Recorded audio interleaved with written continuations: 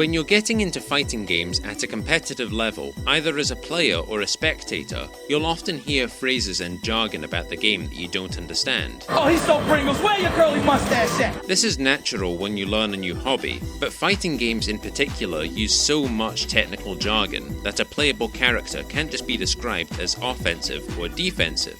Furthermore, fighting games are one-on-one games, usually, so the characters can't be defined by the same archetypes as characters in team-based games, like healers or tanks, usually. Instead, fighting game characters are sorted into their own unique archetypes, which is what I'm going to talk about in this video.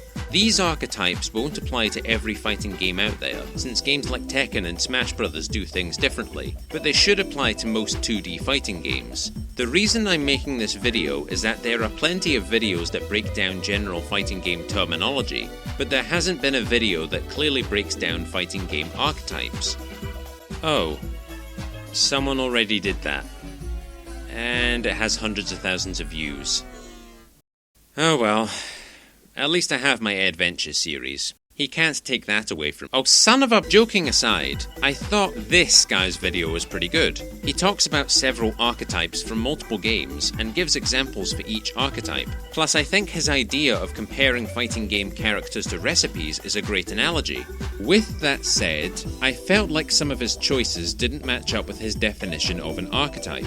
Usually, a character archetype in a fighting game refers to the general game plan the character wants to run. For example, he talks about composite characters, which are characters that use the moves of several other characters on the roster. Although this is an established trait of multiple fighting game characters, it doesn't affect what their main game plan is. Instead of including these traits with the archetypes, I'll talk about them later in the video. For now, I'll start with the first archetype.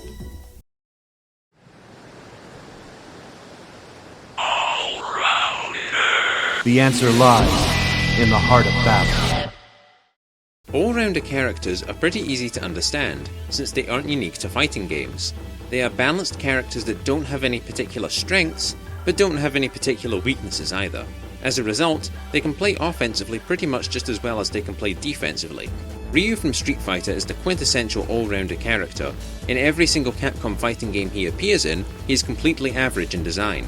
He has an average amount of health, average movement speed on the ground, and usually doesn't have any gimmicks or tricks. If he does have gimmicks, then the other characters in the game probably have gimmicks too. As for his special moves, he has 3 special moves that are simple to understand and strike a good balance between offense and defense. His fireball, the Hadouken, covers horizontal space and pushes the opponent back on contact, so it acts as a defensive tool. By contrast, his flying kick, the Tatsumaki Senpukyaku, also covers horizontal space, but it moves him forward and leaves him close to his opponent, so it acts as an offensive tool. His rising uppercut, the Shoryuken, is both an offensive tool and a defensive tool, since it's good for hitting opponents that try to jump over your fireballs, but it's also usually his most damaging combo ender. It's such a solid moveset that many other fighting games feature all-rounder characters with projectiles, rising attacks, and attacks that move the character forward, but I'll talk about that more later. Not every all-rounder character is as simple or as easy to use as Ryu, but when you learn a new fighting game, the character that you're recommended to start with is almost always going to be an all-rounder. You can use them as a starting point to learn the game with, and then use them as a benchmark when trying to learn other characters.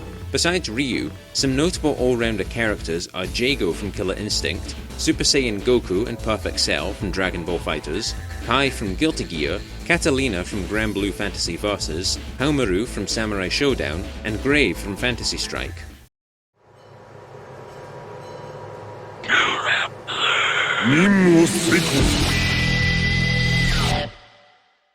Grapplers are characters that want to get close to their opponents and use unique throw attacks, known as command grabs. Command grabs are performed differently to regular throws, but often reap much better rewards, like higher damage, leaving the opponent close to them, or sometimes a mix of both. Most grapplers also have command grab supers, which usually can't be comboed into, but come out incredibly fast and deal huge damage. You don't need to be a grappler to have a command grab, but grapplers are the characters that will use their command grabs the most. You might be thinking, well, if all they're going to do is try and grab me, I'll just keep jumping whenever they get near me, since most command grabs can't hit airborne opponents. However, this just means that the grappler can keep throwing out strike attacks to hit you out of the air instead. In fact, a lot of grapplers also have command grabs that only hit opponents when they're airborne. This is where the mind games of grapplers comes into play. Do you think they're going to do a command grab? Or do a physical strike? Do they think you're going to sit and block? Or are they waiting for you to jump? Give him another hand! Grapplers are quite bulky characters.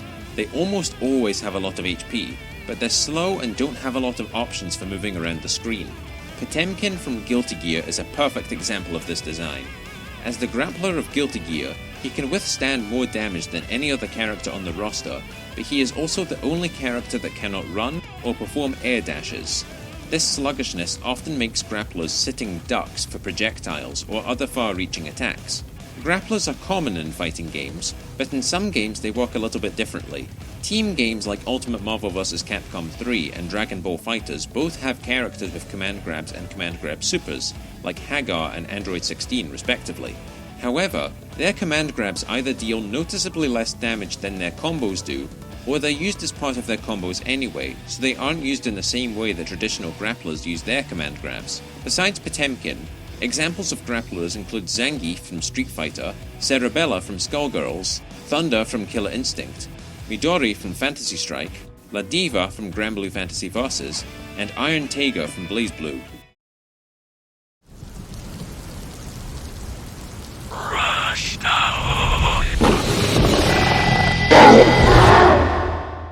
As their name implies, Rushdown characters are all about rushing you down. Like grapplers, they specialise in offense and want to get in your face, but unlike grapplers, they boast great speed and mobility. It's no surprise then that Rushdown characters are often some of the fastest characters on a game's roster, with tools like dive kicks, fast walking speed, fast ground dashes, and having one more air dash than other characters do. Instead of using command grabs and mind games, Rushdown characters like putting you into mix-ups, situations where the defender has no choice but to guess how the aggressor is going to attack from a set of options. This can mean deciding whether to block high or low, deciding whether to block left or right, or, if the aggressor has a good command grab, deciding whether to block or jump. A strong Rushdown character, especially in the hands of a competent player, is capable of melting HP bars in seconds with mix-up after mix-up after mix-up. With that said, a common weakness of Rushdown characters is that opponents can melt their HP bars quickly as well, since Rushdown characters usually have less than average HP. If you look at the health values for characters in Ultimate Marvel vs. Capcom 3, you can see that nimble Rushdown characters have less than 1 million HP, which is the average HP amount for that game. Depending on the character, these HP values range from slightly less than average, like Wolverine, to Oh my goodness! The Rushdown archetype is common, especially in games that favour offense over defense, where most of the characters are capable of Rushdown strategies. Notable examples of Rushdown characters are Ibuki from Street Fighter, Setsuki from Fantasy Strike, Chip Zanna from Guilty Gear. Honestly, if a character is a ninja, they're probably a Rushdown character. Anyway, some non-ninja examples are Noelle from BlazBlue, Saberwolf from Killer Instinct, and Philia from Skullgirls.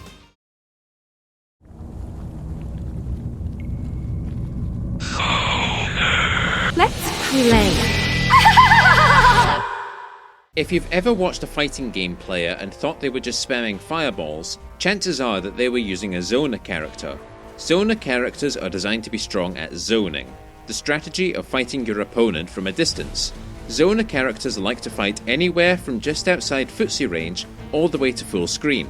As a result, they are also referred to as keep-away characters. I think it's by far one of his best keep-away tools. The way that zoner characters zone you out differs from character to character, but they can mostly be boiled down to two methods: by using good projectiles, or by using far-reaching normal attacks.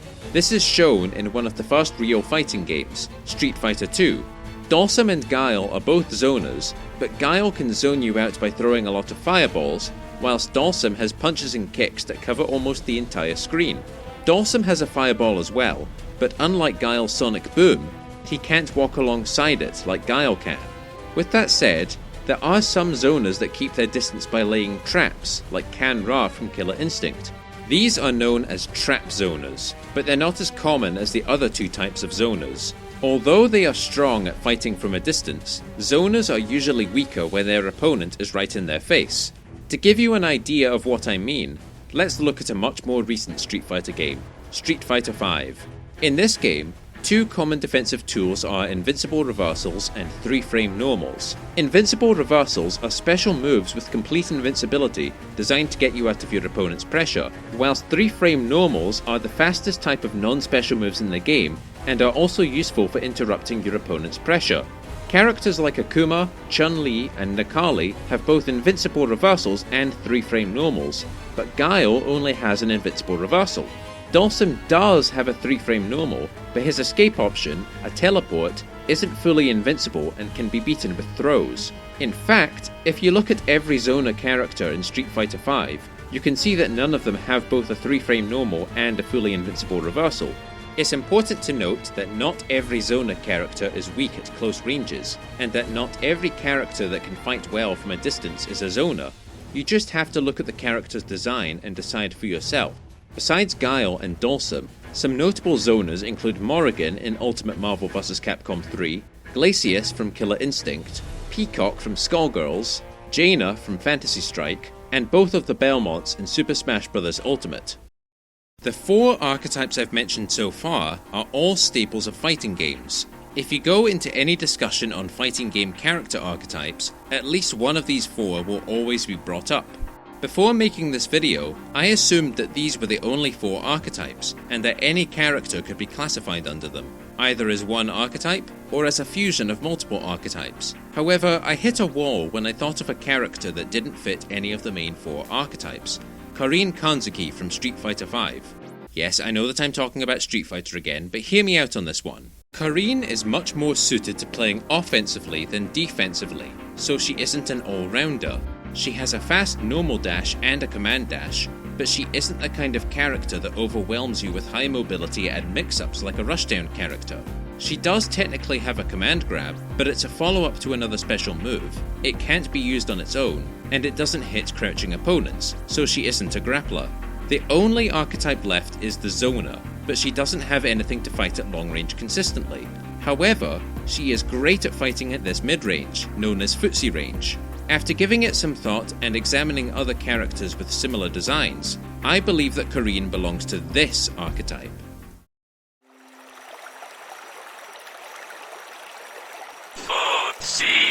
I'll show you the divide in our class. Footsie characters specialise in playing at Footsie range, hence their name. You might be thinking, okay, but Zona characters can do that as well, so aren't Footsie characters just Zonas? While it's true that Zona characters have tools that can work at long range as well as mid-range, Footsie characters have tools that usually only work at mid-range. A prime example would be their normal attacks. Although they don't cover the whole screen, Footsie characters have normal attacks that either have a long reach, come out really quickly, or both.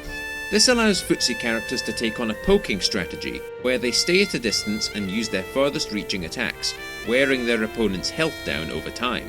Most of the time, this is done with single hits, but strong Footsie characters can often cancel their pokes into other moves for greater damage output. Another important aspect of Footsie characters is how they keep their opponents in Footsie range. There are a few ways they can accomplish this, the most basic of which is having a fast walking speed. Being able to walk quickly doesn't sound very useful, since walking doesn't deal damage in fighting games. Most of the time. However, having a good walking speed makes it easier for a character to get close to their opponent without resorting to riskier options, like dashing, jumping, or special moves. Another tool that Footsie characters often have is some kind of move designed to counter projectiles. This makes zoning with projectiles less effective against Footsie characters, and if the Zona doesn't have any other long-range moves, they can be forced to change tactics and fight in Footsie range instead. Going back to the example of Karin from Street Fighter V, she possesses each of the traits I've outlined. Her standing heavy punch and crouching medium kick normals have good range and can be cancelled into her special moves. Her walking speed, whilst not the fastest in the game, is higher than average, and though she may not have a fireball, her V-skills and the EX version of her command dash can nullify and travel through projectiles, respectively. The main drawback of Footsie characters is that they usually don't have many gimmicks or mix-ups, so they have to rely on skill and fundamentals to win. Any other weaknesses of the Footsie archetype vary from game to game. To balance out their strong space control on the ground, some Footsie characters are weaker at controlling airspace, like having a floatier jump or slower anti-air attacks, for example. For other characters, their strong long-range abilities are balanced out by having weaker abilities at close range, similar to Zona's. For some examples of Footsie characters that aren't Kareen, Chun-Li is the definitive Footsie character of Street Fighter, but some other notable characters are Sin from Guilty Gear, Kim Woo from Killer Instinct, Zeta from Granblue Fantasy Versus, and Charlotte from Samurai Shodown. Those were the fighting game character archetypes, so now it's time to look at fighting game character traits. As a quick reminder, these don't define what a character does, but they're still a significant aspect of the character as a whole. Anyway, let's start with the first trait. Big body characters have big bodies. Okay, to be more specific, big body characters are noticeably larger in size than other characters on the roster. As a result, it's quite easy to tell whether a character is a big body or not just by looking at them. Due to their massive size, their normal attacks often have great range, even if they're not always the fastest. Along with their massive frame, big bodies usually have a lot of HP and attacks that protect them from flinching when they get hit, known as armored moves, though these characters usually suffer from being slow and having poor mobility. I say usually because you get big body characters like Sentinel in Marvel vs. Capcom 3, who breaks the rules of big bodies by being able to fly and, due to being nerfed in the Ultimate Update, actually has less than average HP. This means Sentinel has less HP than Ryu and Phoenix Wright of all characters. Regardless of characteristics like mobility and health, the most important factor as to whether a character is a big body or not is if they have a big body. It's as simple as that. If you can't tell who's a big body, some examples are Aganos from Killer Instinct, Earthquake from Samurai Shodown, Hugo and Abigail from Street Fighter, Gigas from Tekken 7, and Big Ban from Skullgirls. Whilst most fighting game characters have you control one entity, a puppet character makes you control two entities. The first entity can be thought of as the puppeteer. The player is in full control of this entity at all times. The second entity can be thought of as the puppet. It only becomes active when the puppeteer performs certain actions. Puppets have their own unique selection of moves, and can be moved into a different position from the puppeteer, allowing the player to attack two different areas at once. By this definition, I don't consider the Ice Climbers from Smash Bros. Or Manat from Street Fighter V to be pure puppet characters.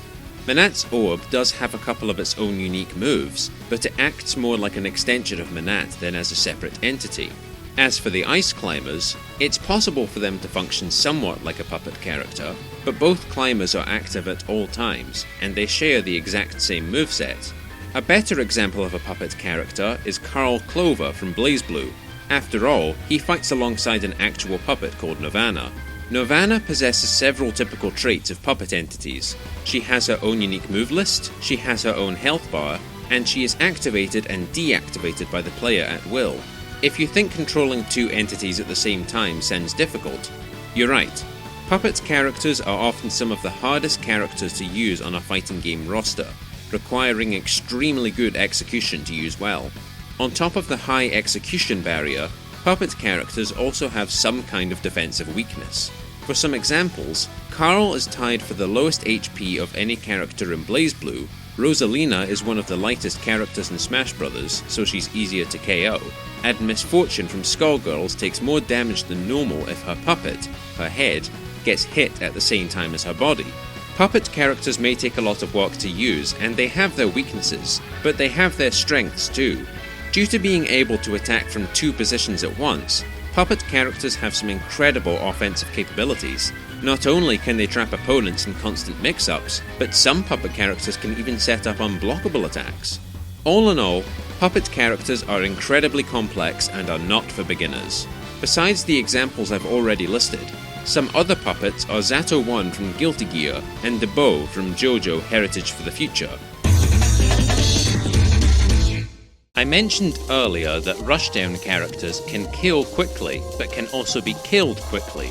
Characters that follow this principle are often referred to as glass cannons. For For many years, Akuma from Street Fighter has been designed in this way, possessing Ryu's moveset with some extra offensive tools, at the cost of having low HP. This design really stands out in Ultimate Marvel vs. Capcom 3, where he can easily take out characters in a single combo, but is tied second for the lowest health of any character in the game. The only character with less health is Phoenix. If Akuma is a glass cannon, then Phoenix is a straw nuke. Her health is so low that she dies if she gets hit by a basic combo, but if she dies with 5 bars of meter, she enters her powered up state, Dark Phoenix, and can fill the screen with projectiles. This only gets more deadly if she activates X Factor, a comeback mechanic that grants the player more speed and power for a limited time. If she activates X Factor, fighting Dark Phoenix goes from playing a bullet hell game to playing rock paper scissors, except paper isn't an option.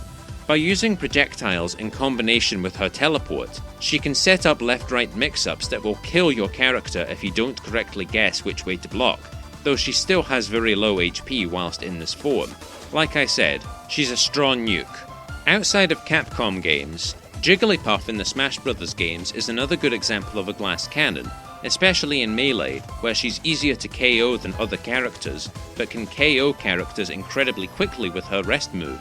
Mira from Killer Instinct is another glass cannon, who has a high damage output, but many of her moves deplete her own health to use them.